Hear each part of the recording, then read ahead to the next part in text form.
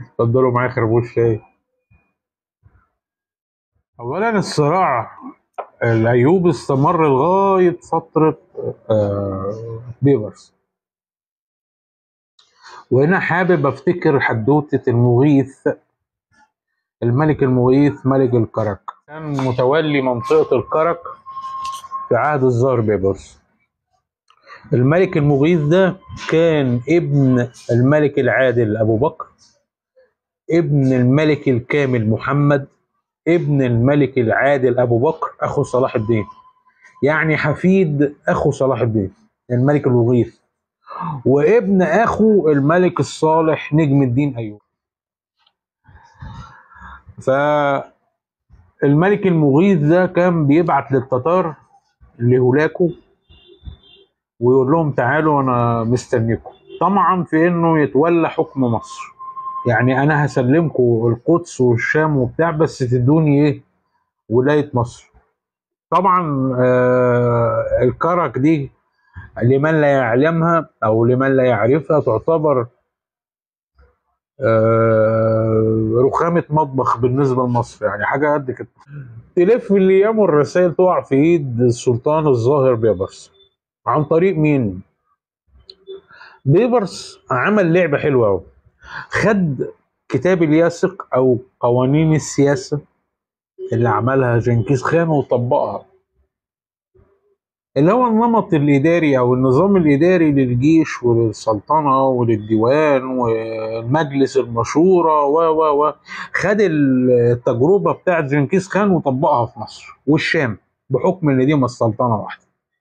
فعمل حاجة اسمها البريد. نظام البريد ده اللي اخترعه جنكيز خان بالطريقة اللي هنفذها بيبرس. هي كانت موجودة، نظام إكشاك في قلب الصحراء أو استراحات في قلب الصحراء، الخيل بيعدي عليها يرتاح وياخد المؤن ويبدل الحصان، يركب حصان تاني جديد ويكمل استراحات في الطريق. اولا لانها اسرع عمليه جدا، انت بتوصل من القاهره لدمشق في خلال يومين. الحامل الرساله والحصان بيتغيروا في كل محطه، فطبعا الرساله ما بتقفش، الحصان يقف، حامل البريد يقف، لكن الرساله نفسها تكمل، ما بتقفش لحظه. فبتوصل الرساله من القاهره لدمشق في خلال يومين، بالكتير 3 ايام. وعمل نظام مراقبه مفيد جدا من العرب، جعلهم ان هم يمونوا نقط البريد دي وفي نفس الوقت يقطعوا الطريق. فوقعوا مين؟ مجموعه من الرسل اللي رايحين برسائل لمين؟ للتتار او المغول بمعنى ادق، التتار بلغتهم على فكره، اللي هو هولاكو. الرسائل راحت لمين؟ لبيبرس. فبيبرس راح على منطقه الطور سينا ولف لفه حلوه، وبعدين راح طالع على الكرك، يعني دخل على جنوب سينا وبعدين رجع راح على منطقه الكرك عن طريق العقبه بقى. يعني هو نزل خليج السويس وطلع من خليج العقبه عند منطقه قريبه قوي من الكرك. فاتفاجئ بولاد عم المغيث ده من الايوبيين، منهم حاكم حمص كان ايوبي، جاله لحد عنده وانت مالكنا وخليه الخضوع والطاعه طيب فين المغيث؟ ما جاش. يبعت له رساله يسوف يسوف، يعني ياكل في الكلام. معلش اصل بتاع النور جاي، معلش اصل علينا اقساط الراجل بتاع الاقساط جاي وعايزين ندفعها، اصل المدام حامل، اصل عارف انت التلاكيك اللي هي بتحصل دي. فالمغيث حاول ان هو يهرب من بيبرس، اتفاجئ ببيبرس خلاص يعني قاب قوسين او ادنى ويخش على الكرك. فساعتها يا يسلم يا يسلم، لانه لو دخل في حرب هيتعجن. قفش المغيث. الخلاصه بيبرس عمل فيلم حلو قوي، استقبال والطبلخانات ضربت والسلام العسكري، ودخل على الدهليز. الدهليز حاجه زي مفرش بيتفرش وصفين عساكر واقفين، وبعدين بتلاقي باب الخيمه تخش كده انت دخلت الدهليز. طرقه طويله فيها حرس، تتفتش وتتقلب عشان تخش على السلطان. لا، السلطان طلع له لحد بره بنفسه، وخده ودخله الدهليز. اول ما دخل الدهليز اتقبض عليه. على مين؟ على الملك المغيث ابن الملك العادل، حفيد اخو صلاح الدين. طبعا مشايخ العربان زعلوا، ده راجل برضه مننا ومسلم والحكايه والروايه. بيبرس كان ذكي. في التوقيت اللي عمل له استقبال فيه كان بعد جاب مشايخ العربان وقضاة مصر وقضاة الشام، على رأسهم قاضي اسمه عبد الوهاب بن بنت الأعز، قاضي القضاة. وجاب مشايخ تقريبا من الحجاز برضه. المهم لمم كل القضاة بتوع الشرع، ولم مشايخ العربان، ولم ولاد عمه منهم ملك حمص، وعملوا مجلس. بصوا يا رجاله، انتوا زعلانين مني ان انا قبضت على المغيث، صح؟ اه. طيب، ايه قولكم في الرسائل دي؟ وراح مطلع الرسائل وموزعها عليهم.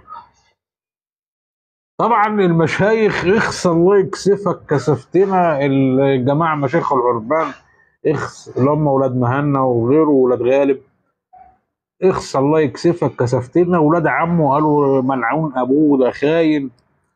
طبعا العمليه بايظه، فقبض عليه. فده، وعلى فكره ولا ابنه سموه الملك العادل. فده عينه من وساخه ونجاسه وقله اصل وخيانه الدوله الايوبيه، اللي بالمناسبه القدس وفلسطين لم تتحرر الا بسقوط الدوله الايوبيه. صلاح الدين ساب اورام خبيثه في كيان الامه، ما سابش ناس امناء زي ما انت متخيل. وعندي دول. فده الصراع ده اللي لم تتحرر منه فلسطين بسببهم، ولن تتحرر الان برضه بسبب نماذج شبههم، زي ما لم تتحرر قبل كده الا بزوال اللي قبله. لان كل ما تحالفت ضد مع العدو ضد اصحاب الارض لازم تخسر، ولازم الامه كلها تخسر بسبب وجودك، لانك مش من مصلحتك ان الامه تبقى قويه. التاريخ لا يعيد نفسه، استحاله. لان انت زي جدك، وانا زي ابويا، وجدي زي جده. الانسان لا يتغير. رسول الله صلى الله عليه وسلم ورفع سبابته فجحد ادم فجحد بنو ادم من بعده.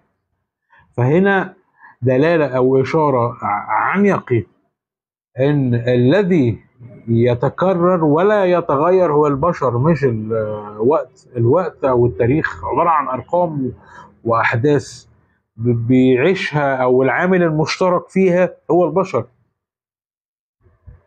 اللي بيكرر نفس الخطأ نتيجة جهله هو البشر. التاريخ لا يعيد نفسه. دي حجة عملها الغرب علشان يلبسنا التهم، علشان ينفي الجهل، عشان يغسل ايده من الخذلان. التاريخ لا يعيد نفسه. الإنسان هو من يكرر نفس الخطأ، والخطأ نتيجة الجهل، الخطأ نتيجة عدم التعلم، الخطأ نتيجة انعدام الدراية. مفيش خبرة، هتكرر نفس الخطأ طول ما انت جاهل.